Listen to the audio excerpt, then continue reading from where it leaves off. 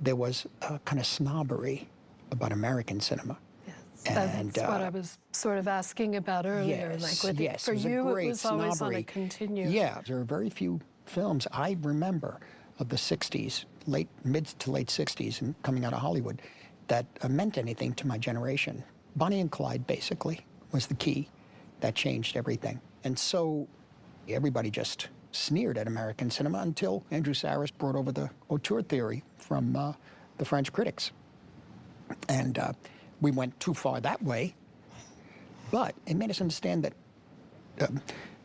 in the codification of the films that came out of the Hollywood studios, there was some wonderful art that was created. Yeah.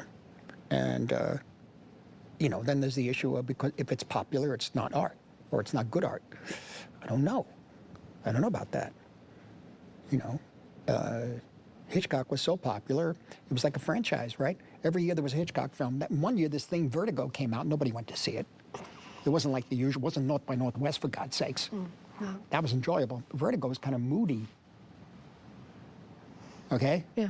Bad, not dismissed reviews. Nobody kind of liked it.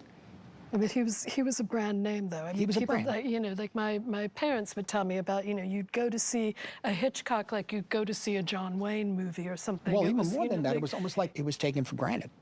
It was taken for granted. And because it was popular, it was not considered art. And if it was art, it was mediocre. Yeah. But they made us see it a different way.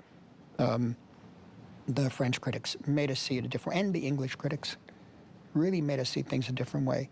And I was glad that they embraced Ford and Hawks and Hitchcock. That for me, because there was something in me as a young student too, because I did love the Italian films and I did love the French films and the Russian films. And I did feel a little funny about liking the Westerns and liking the musicals and liking some of the Jerry Lewis stuff, and, you know, there was a tendency to be beaten down by your professors in some cases. I remember liking so much The Third Man, but Haig Manoogian, when I wrote it as a term paper for him in the first semester I was there, he sent back a B+.